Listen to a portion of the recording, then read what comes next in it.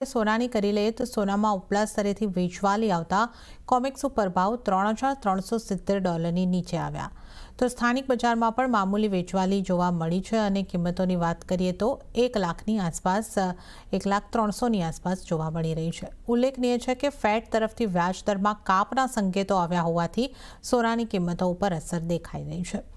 રવિજી, સોનાને માટે મહત્વની કહી શકાય, એક તો ફેડ તરફથી વ્યાજ દરમાં કાપ થવાના એક સંભાવનાઓ હવે આ જેરોમી પોવેલના નિવેદન બાદ અહીં આગળથી દેખાઈ રહી છે અને સાથે સાથે યુક્રેને રશિયાના પાવર અને એનર્જીની ફેસિલિટીઝ છે ત્યાં જે હુમલાઓ કર્યા છે, કઈ રીતે તમે આ બધા પાસાઓને જોઈ રહ્યા છો સોનાને માટે, અને હવે સોનામાં કેવી તરફના મૂવ્સ આવી શકે, સોનાની સ્ટ્રેટેજી કેવી રાખવાની રહેશે?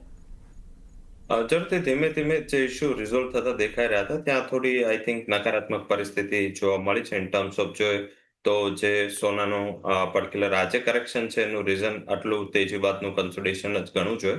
પણ મને દેખાઈ રહ્યું છે કે યુક્રેન અને રશિયા વચ્ચેના જે તણાવ છે એમાં જે ડેડલાઇન આપી છે ડેડલાઇનમાં કદાચ એટલું જલ્દીથી ફિક્સ થાય એના સંકેતો થોડા ઓછા માનવા જોઈએ અને આઈ થિંક કે બંને લીડર હવે થોડું, કારણ કે યુરોપના અને યુએસના જે સપોર્ટ છે એના હિસાબે યુક્રેન પણ થોડું પાવરમાં છે, આ ઉપરાંત રશિયા પણ પોતાની કન્ડિશનથી બહાર જવા નથી માંગતું। તો એ આધારે તેવું દેખાઈ રહ્યું છે કે સોનું 2 વીક એટલે આજથી શરૂ થતા હવે એમને લાસ્ટ ફ્રાઈડે 2 વીકનો ટાઈમ આપો છે, એ આ મહિનાના પછીના ફ્રાઈડે ખતમ થશે।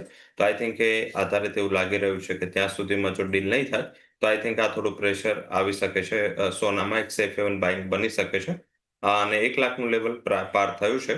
આજે ટોટલી કન્સોલિડેટ થશે, આજે કંઈ ખાસ મોટા બદલાવની આશા નથી। ગત ટ્રેડિંગ સેશનમાં સારી તેજી હતી તો આજે એક ડે ઓફ કન્સોલિડેશન હોઈ શકે છે, પણ છતાં 1,200,000 1,100,000 આસપાસ ખરીદી કરીને ચાલવું જોઈએ। સ્ટોપ લોસ રાખી શકાય 99,880 અને ટાર્ગેટ છે 1,01,000 સુધીનો બની શકે છે। થોડા સીમિત દાયરાની રેન્જ રહેશે, પણ અહીંયા મને એવું દેખાઈ રહ્યું છે કે થોડું ડોલર ઇન્ડેક્સની વીકનેસ ઓલ ઓવર જોવા મળી છે આ લેવલથી અને સાથે સાથે મીન્સ કે આ જીઓપોલિટિકલ રિસ્ક જે ઊભું થયું છે અને રશિયન પ્રેસિડેન્ટે તો સન્ડેના કમેન્ટ પણ આપ્યું હતું કે આ જે ઇવેન્ટ થઈ છે એ પછી એ યુક્રેનના પ્રેસિડેન્ટની જે કોઈ વાતચીત છે એ અહીંયા સ્ટોલ પણ કરી છે। તો આધારિત એવું દેખાઈ રહ્યું છે કે સોનામાં એક સેફ હેવન બાઇંગ માટે ખરીદી કરીને કારોબાર કરવું છે। ઓકે, તો સોનામાં અહીં આગળથી ફરીથી વધતા જીઓપોલિટિકલ ટેન્શન્સ વચ્ચે ખરીદી કરીને ચાલી શકો છો એક સીમિત રેન્જની અંદર, પણ ખરીદી તરફનો વ્યૂ સોનું 1,01,000 સુધીના ટાર્ગેટ બતાવી શકે છે। 99,880ના સ્ટોપ લોસ રાખીને ખરીદી કરીને ચાલવાની સલાહ। હવે વાત આપણે જો ચાંદીની કરી લઈએ, ચાંદીમાં પણ નાની રેન્જમાં કારોબાર જોવા મળ્યો છે। વૈશ્વિક બજારમાં ભાવ $38ની પાસે રહ્યા છે અને સ્થાનિક બજારમાં કિંમતો પર નજર કરી લઈએ તો 1,16,000 પર કારોબાર થતો જોવા મળી રહ્યો છે। રવિજી, ચાંદીને કઈ રીતે જોઈ રહ્યા છો? ચાંદીમાં પણ હલકું દબાણ તો દેખાઈ રહ્યું છે, પણ ચાંદીમાં આપની કઈ રીતની સ્થિતિ આપ જોઈ રહ્યા છો?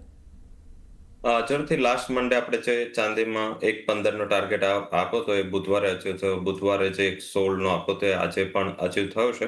તો એ આધારિત મીન્સ કે ત્યાં એક કન્ટિન્યુઅસ તેજી છે। બેઝિકલી અત્યારે જે સાઇડવેઝ ચાલી રહ્યું છે આજે મોમેન્ટમ, એનું રીઝન લંડન મેટલ એક્સચેન્જ આજે ક્લોઝ છે, એટલે બેઝ મેટલ ટોટલ આજ સાઇડવે રહેશે, કોઈ ખાસ બદલાવ નહીં થાય। અને લાસ્ટ સેશનમાં પણ જ્યારે જેરમ પોલ તરફથી જે આ કમેન્ટ રેટ કટના ઇન્ડિકેશન એ આધારિત થોડું અહીંયા એક મીન્સ કે સપોર્ટિવ મૂવ છે મેટલમાં બન્યો હતો, બટ જેટલું અપસાઇડ જે ગોલ્ડ સિલ્વરે લીધું એવી કોઈ અપસાઇડ મેટલ્સમાં નથી જોવા મળી। તો આધારિત એવું દેખાઈ રહ્યું છે કે અહીંયા થોડું કન્સોલિડેશન રહેશે।